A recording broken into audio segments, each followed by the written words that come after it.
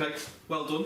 Six wins in a row now. We talked about you getting on a roll last week, and you've carried on that momentum now. Yeah. Is that what it is? 6 wins? Yeah. Sound very complacent. I knew it was 6 wins. Yeah. No. We just like I said the other week when we did the interview for the paper. We're just trying to get on a roll. We've got a run of games, whereas previous to this, with the winter months, we were stop-start.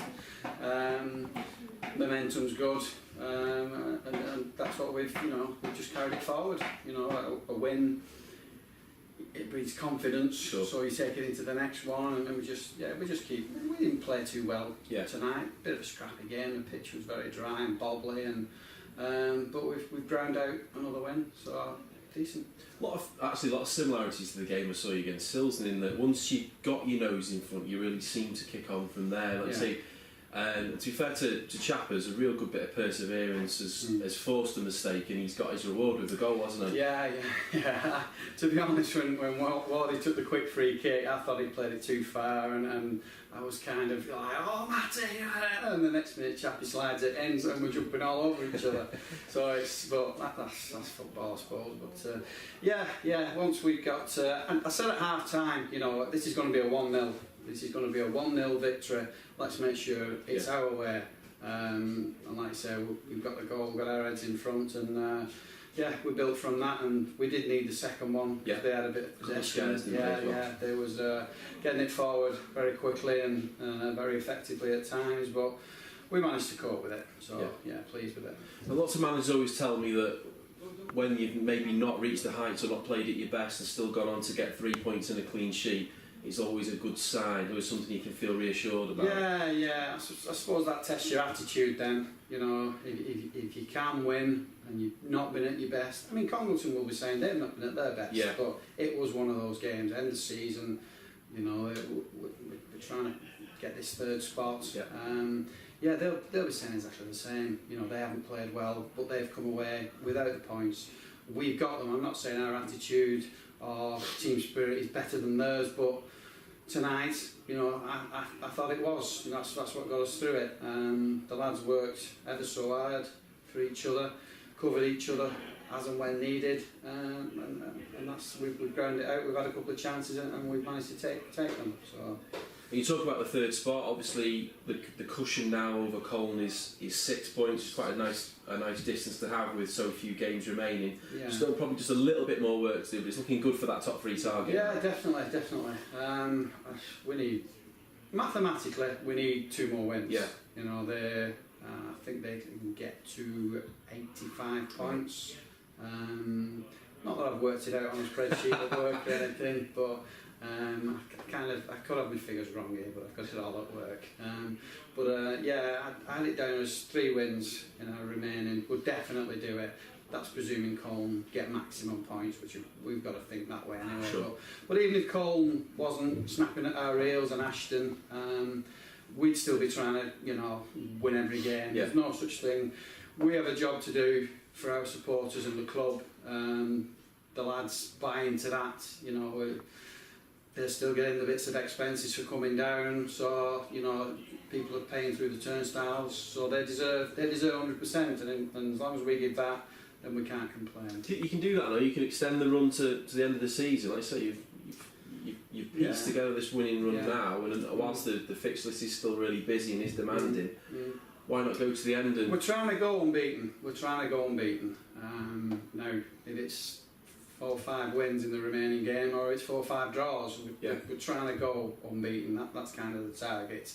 Forgetting third, people say runners-up spot is not mathematically, but that's probably a bit too far for us. That's presuming Linnets don't win all their games or slip up in a couple at least.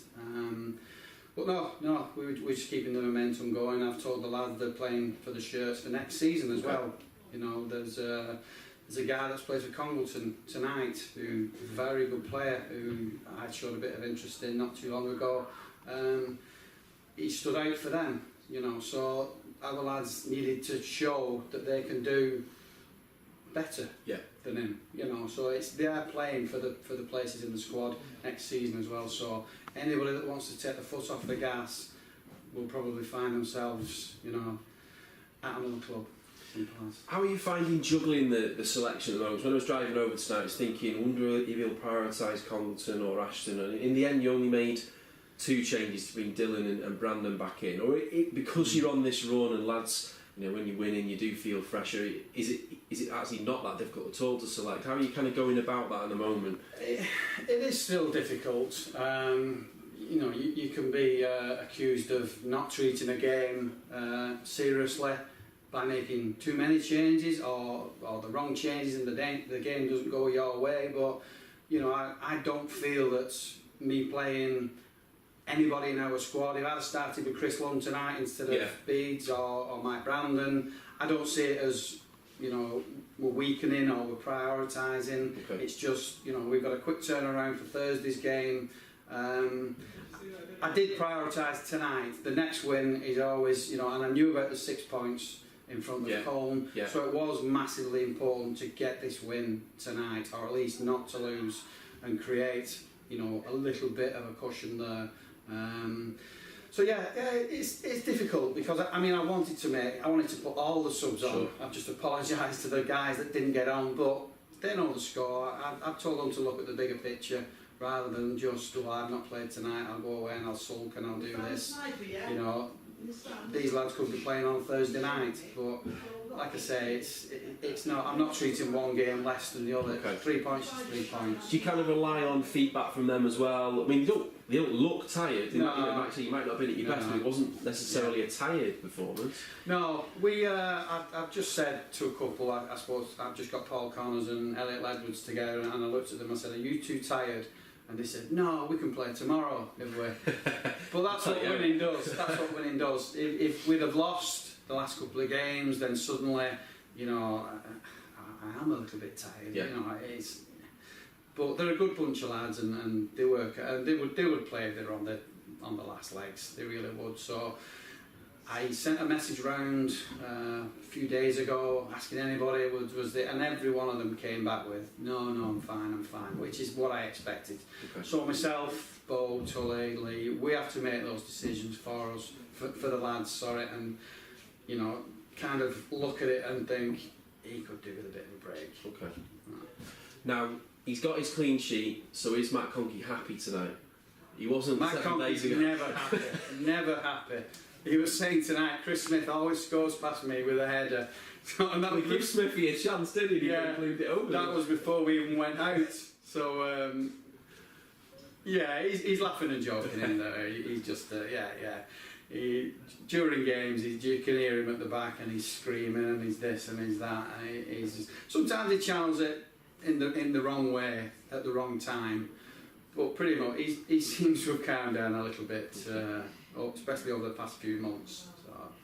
Now, I don't think many people have any complaints about Chappers getting the Man of the Match award. No. A couple running close, but was your heart in your mouth a little bit when he went in for the? You were much closer than me. Yeah. He did honestly win the ball. Okay.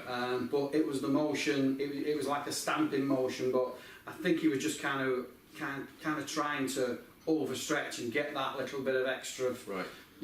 Surge into it. He didn't go to ground, his foot wasn't over the ball or anything like that. It was just, two honest lads going for the ball. And I can imagine from behind it probably did look a little bit nasty. But that's Chappie. That's the way he plays the game.